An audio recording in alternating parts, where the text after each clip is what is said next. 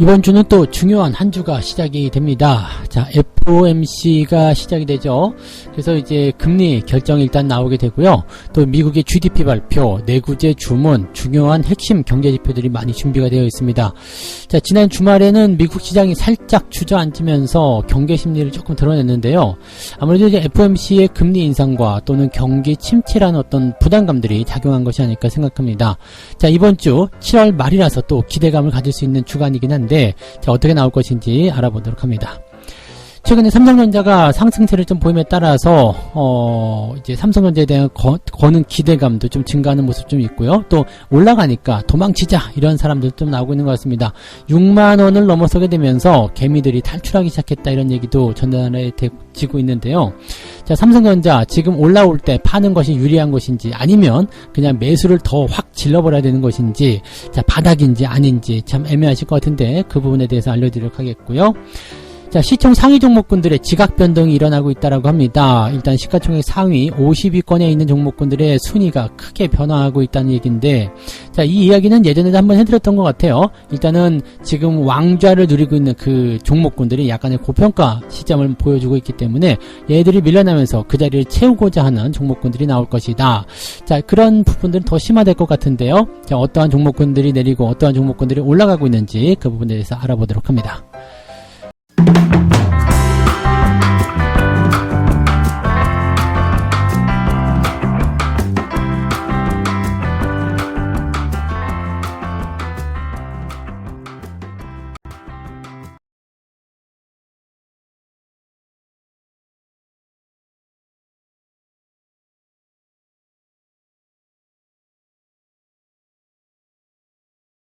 네, 반갑습니다. 자, 오늘은 7월 25일입니다. 네, 월요일 또 한 주가 시작이 되는데요.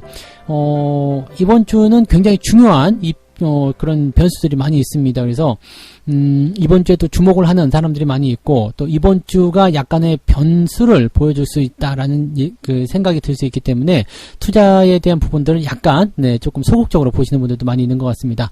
자, 일단은 이번 주에는 FOMC가 있어요. 26일에서 27일, 우리나라로 치면은 27일에서 28일이 되겠죠. 그래서 보통은 이제 수요일 장이 끝나고 나면 이제 FOMC의 결과가 우리한테 전해지게 될 텐데 가장 중요한 거는 이제 금리를 어느 정도 올릴 것이냐죠. 자이언트냐 울트라냐 이건데 기준금리 인상폭이 0.75 이쪽으로 이제 대충 이제 집중이 되는 모습이겠죠. 그래서 이쪽에 대한 가능성이 상당히 높은 그런 부분 되어 있기 때문에 0.75로 일단 예상이 되면 됩니다. 자, 문제는 이제 0.75가 되고 나면 우리나라와의 금리 역전이 일어난다는 거, 그 다음에 이 정도까지 금리를 올리게 되면 물론 이제 1%까지는 아니더라도 상당히 높은 수준의 금리 인상이거든요. 그러니까 그렇게 되면 경기가 침체될 가능성이 있지 않겠느냐 이렇게 될 수가 있겠죠. 자, 그래서 금리를 이렇게 올리고 나면 그 이후의 상황이 어떻게 변할 것이냐 이렇게 변화가 좀 생길 수가 있습니다. 경기 침체라는 부분들을 끌고 들어올 수밖에 없기 때문에 이렇게 되면 오히려 이제 그 9월 이후부터는 긴축을 완화할 만한 그런 신호가 나오지 않겠느냐. 자, 금리를 일단 인상을 시켜놓고 나면 거기에 따라서 기업들의 어떤 실적이라든지 또 비용 부담 이런 것들이 생길 수 있기 때문에 오히려 금리를 이렇게 강하게 올리게 되면 뭔가 좀 풀려날 수 있는 부분들이 좀 생긴다라는 얘기가 좀 되겠죠.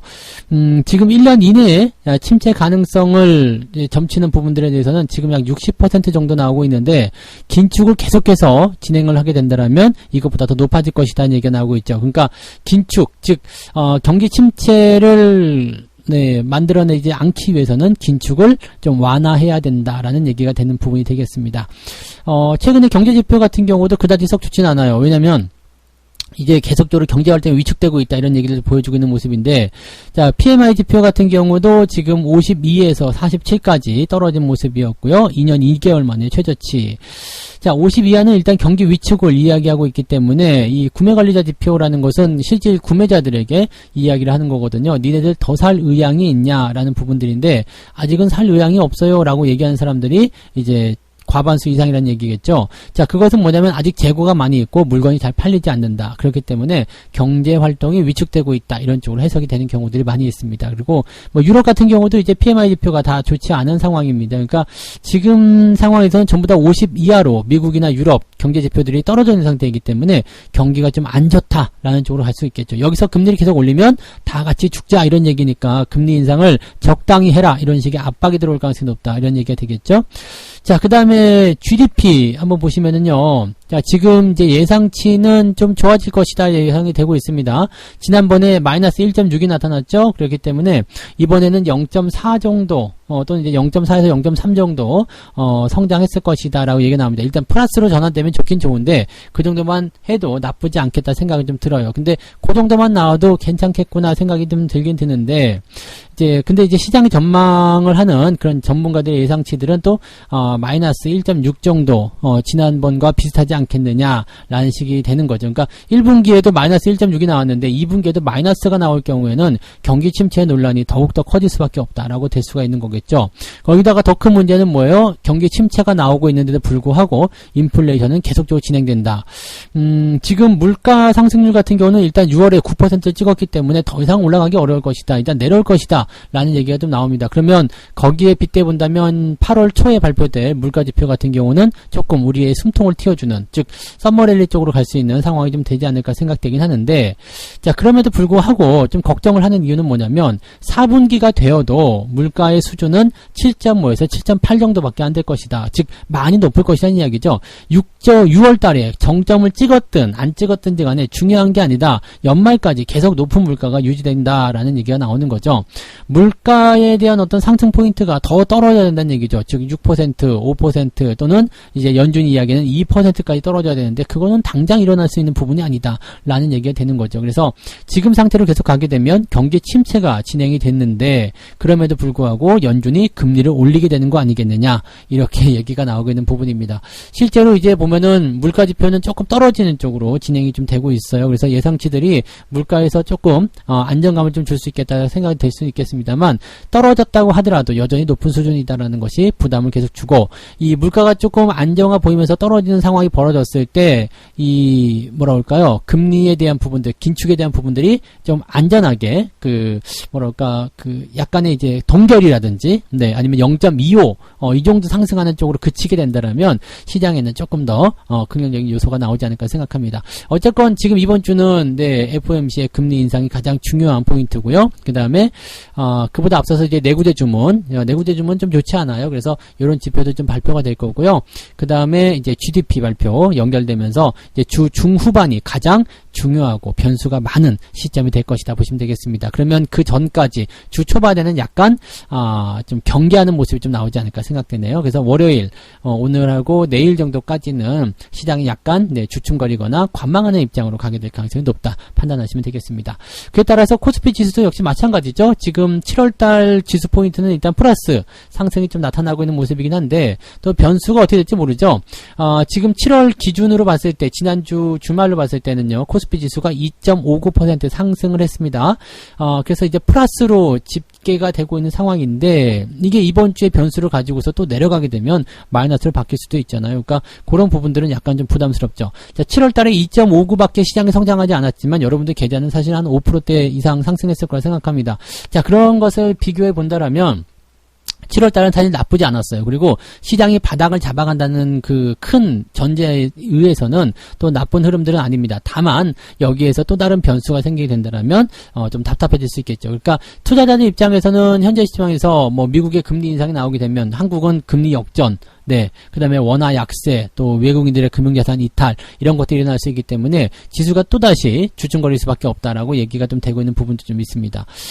일단은 미국 쪽에서 호재가 나타나서 미국장이 반등을 하게 된다면 같이 따라 오를 수 있겠습니다만 그런 부분들을 좀 우리나라가 좀 더 유동적으로 잘 치고 올라가려면 우리나라도 금리를 같이 선제적으로 좀 올려야 되는 부분이고요. 미국이 이제 금리 인상의 속도를 조금 완화시켜줘야 된다는 그런 조건들이 좀 있을 것 같습니다.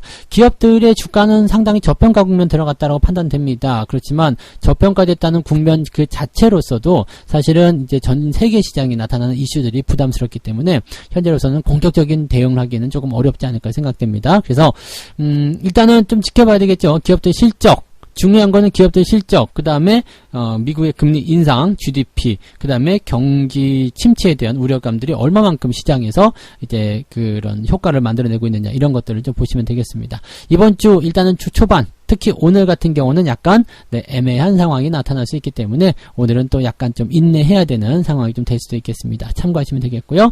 자, 두 번째 이야기 넘어가겠습니다. 두 번째 이야기는요, 삼성전자 이야기입니다. 최근에 계속 상승하면서 6만원을 넘어서게 됐죠. 6만원 넘어서게 되면서 개인 투자자들이 이제 삼성전자에 대한 전체적인 부분에서는 매도가 좀 집중되고 있는 모습입니다. 지금 보면 22일까지 7월 1일부터 22일까지 상황을 보니까 1,400억 건 이 정도를 순 매도를 쳤습니다. 삼성전자에 대해서요. 그래서 삼성전자를 계속적으로 매수를 하고 있었던 부분들이 이제 매도로 전환되고 있다는 것은 어느 정도 기대가 좀 되는 부분이겠죠. 자, 지난달 말 6월 말까지요. 그 다음에 1월 달부터 6월 달까지, 즉 상반기 동안에 삼성전자만 무려 15조 1,600억 원어치를 개인들이 사들였는데, 이 상반기 동안에 개인들이 매수한 금액이 21조 정도 되는데요. 21조 1,000억 원 정도인데, 이 중에 약 72%에 달하는 금액을 삼성전자에 몰빵을 쳤다는 얘기죠. 그러니까 6월 달에 주가가 떨어질 때 이것을 못 버텼다는 얘기가 되는 거겠습니다. 그래서 이제 손실난 사람들이 많기 때문에 이것을 어떻게 탈출할까 계속 이 생각하고 있을 텐데, 지금 보면 어떻게 보면 물타기가 계속 들어갔을 수도 있겠고요. 그래서 평단가가 좀 낮아진 것을 이용해서 삼성전자가 올라올 때 팔아먹는 모습이 아니겠는가라는 얘기가 좀 나옵니다. 자, 개인들이 위쪽에 걸어놓은 거, 이쯤이면 팔려도 되겠어 라고 생각하고 걸어놓은 것들을 외국인들이 받아먹고 있는 상태인데요. 일단은 개인들이 사는 것과 개인들이 파는 것에 대해서 약간의 의견들이 좀 있을 수 있겠습니다만, 이게 팔아먹는 물량들이 나와서 물량을 떠넘김을 받는 것과 그 다음에 물량을 빼앗아가는 것은 또 달라요. 그러니까 지금 개인들이 매도하는 입장에 대해서는요, 물량을 뺏기는 입장이고 또 도망치는 입장이기 때문에 현재로서는 이제 개인들 물량이 점점 줄어들고 있다는 것과 그 자리를 외국인이나 기관이 채우고 있다는 것은 긍정적인 부분이 좀 되겠습니다. 여전히 이제 반도체 업황에 대해서는요, 긍정적인 것과 부정적인 것이 두 가지가 나옵니다. 좋다라는 얘기가 있고요, 또 나쁘다는 얘기가 있습니다. 뭐가 맞는 것일까 생각하실 수 있겠습니다만, 업황적인 흐름을 본다라면 하반기 들어서면서 반도체 업황이 좋아지는 건 맞고요, 또 기업들의 실적도 더 올라가는 것이 맞습니다. 근데 계속 침체 우려감 이런 것들 얘기하는 이유는 글쎄요 라는 생각이 좀 들 수가 있겠죠. 네, 일단은 성수기로 진입하는 부분들에 있어서 또 배당주에 대한 투자가 확장될 수 있는 부분에서 이 전기전자 입장들은 상당히 그 부분에 유리한 상황들을 많이 가지고 있는데 왜 그럴까라는 생각이 좀 들 수가 있겠죠. 네, 지금 개인들의 평균 매수 단가가 67,000원 정도 된다고 합니다. 그러니까 지금은 이제 7만원대가 넘어가기 시작하면 더 많은 물량이 나올 수 있다는 얘기가 되겠고요. 이제 그런 물량들이 줄어드는 위치는 이제 8만원에서 9만원대 또는 모르죠. 계속 올라갈 때마다 계속 차익실현이 나올 수도 있는 상황이 좀 되니까 삼성전자에 이제는 희망을 걸기보다는 도망쳐야 된다라는 생각들을 많이 가지고 있는 것 같은 생각이 좀 듭니다. 반면에 이제 6만전자로 넘어서게 되면서 개인들이 다시 사고 있다는 얘기도 나오고 있어요. 자, 22일까지 지금 1,400억 정도 매도했다고 얘기가 나오지만 18일부터 즉 지난주 일주일 동안에는요, 개인 투자자들이 삼성전자를 사들였습니다. 432억 정도 매수를 좀 해줬고요. 지금 보면 7월 1일부터 15일까지는 1,800억을 팔았지만 다시 400억 원 정도 순매수하면서 7월 한 달의 포인트가 1,400억으로 줄어들었다고 보시면 되는 거죠. 즉 주가가 올라가면서 이제 새로운 물량이 들어오는 모습일 수도 있겠다 판단되기도 합니다. 탈출하는 입장도 당연히 있겠습니다만 다시 이 부분이 기회다라고 생각해서 매수가 들어온 사람들도 분명히 있다는 얘기죠. 굳이 따지고 본다라면은 삼성전자 같은 경우는 현재 시점에서 더 내려가지 않는다라고 한다면 새로운 자금을 갖고 들어온 사람들, 즉 물려온 사람들 말고요, 신규 자금 들고 있는 사람들 입장에서는 지금 찔러보는 건 나쁘지 않겠잖아요. 그러니까 지금 조금 사가지고 이제부터 시작해보자 라고 할 수 있겠죠. 9만원대부터 시작하는 것보다 훨씬 나은 거고요. 또 지금 현재 시점에서 본다면 또 굳이 반도체 업황에 대한 부분들을 부정적으로 보긴 좀 어렵거든요. 그러니까 장기적인 투자를 생각하시는 분들 입장에서는 삼성전자의 주가가 아주 매력적인 투자처로 부각할 수 있다라고 되는 부분이고요. 또 한 가지, 이제 배당에 대한 투자가 나오게 될 텐데 지금 코스피 종목들 대형주들이 대체적으로 많이 떨어져 있는 상태입니다. 많이 하락되어 있기 때문에 배당에 대한 매력도가 조금 더 높아진 상태죠. 근데 이게 만약에 하반기에 주가가 올라가 버리게 된다면 배당 매력이 또 그만큼 떨어질 수밖에 없거든요. 그러니까 더 쌀 때 사보자, 쌀 때 모아가자. 지금 왕창 사는 건 좀 그렇지만 조금씩 사보자 라는 식의 의견도 같이 나오고 있다고 보시면 되겠습니다.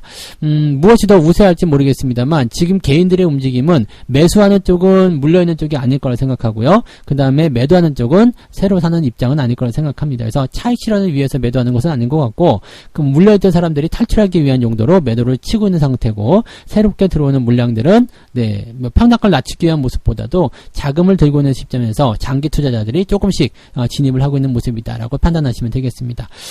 삼성전자의 이런 포지션들의 변화는 일단 개인 투자자들이 매수하게 되면은 외국인이나 기관들이 주춤거릴 수밖에 없기 때문에 쉽게 올라가기는 어렵겠습니다만, 바닥에서 큰 변화를 주지 않는다라면 계속 관심을 가지고 홀딩하시는 것은 괜찮을 것 같다 생각되니까 참고하시면 되겠고요. 네, 세 번째 이야기 넘어갑니다. 시가총액 상위 종목군들의 지각 변동이 크게 일어나고 있다. 자, 일단 50대 기업, 시총 50위권까지 있는 기업들의 변수가 굉장히 커졌다는 얘기인데, 일단은 뭐 지난 2월에 러시아 전쟁에 대한 부분들 때문에 좀 흔들렸던 부분이 좀 있었고요. 또 긴축 이런 거 있었고, 뭐 인플레이션 등등등 여러 가지가 있었잖아요.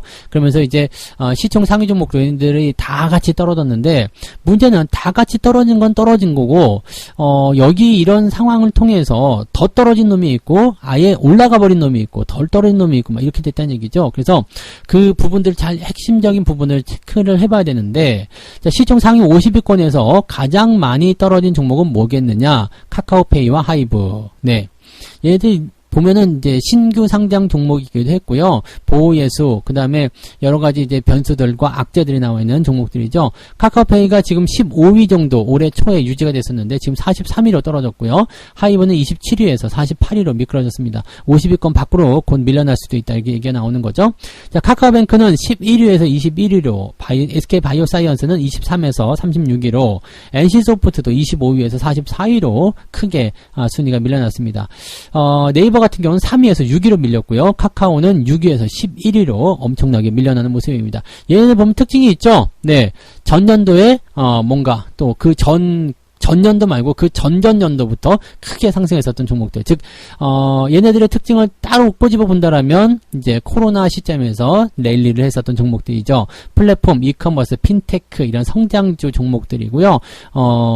그런 시점에서 개인 투자자들이 많이 들어온 상황에서 뭐가 됐어요? 신규 상장을 하면서 만들어냈었던 그런 종목들, 약간 고평가 논란이 있었던 종목들이었겠죠. 그러니까 이런 상황에서는 이제 개인들의 물량이 줄어들게 되고 또 보호에서 물량이 터지게 되면서 부담감이 커지게 됩니다. 이번에 LG에너지솔루션 같은 경우도 이번 주죠. 네, 보호에서 물량이 엄청나게 풀리는데 과연 이것을 버텨낼 수 있을런지 그것도 약간 걱정되는 부분일 수도 있겠습니다. 네, 반면에 시총이 좀 늘어난 기업들은 두산에너빌리티, KTNG, 현대중공업, SOL, KT, 현대글로비스 이런 정도다 보시면 되겠고요.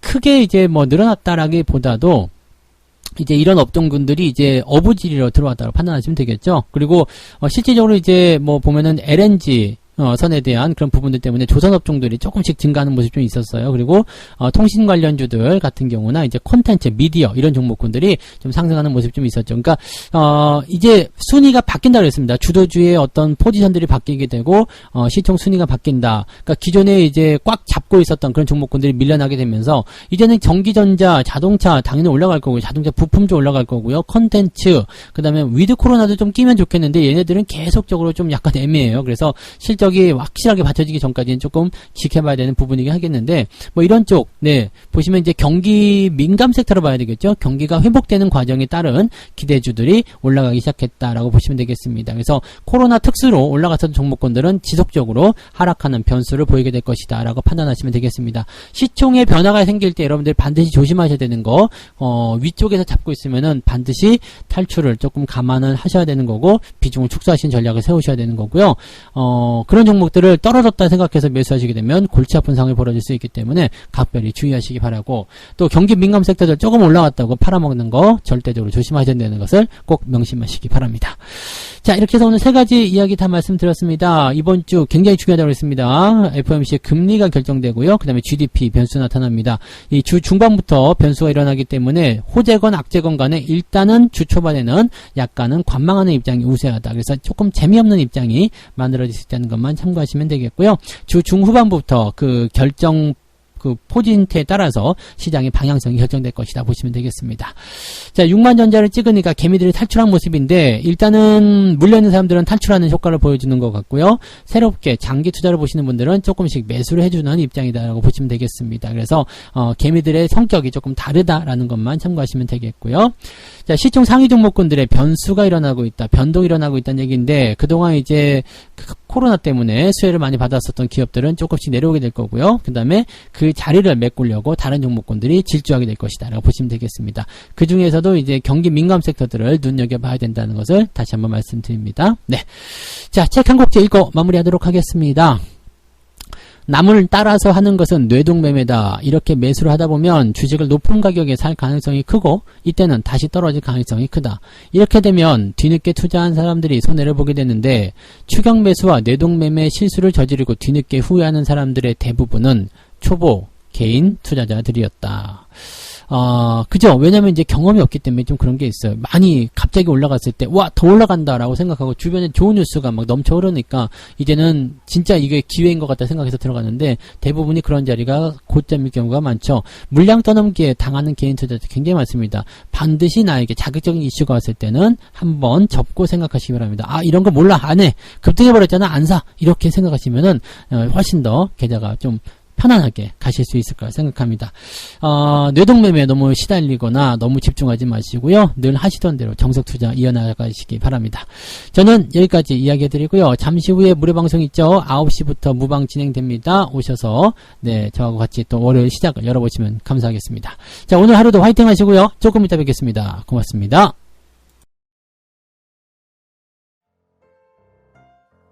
본 방송에서 제공되는 모든 정보는 투자 판단의 참고 자료이며 투자의 최종 책임은 본 방송을 이용하는 본인에게 있습니다.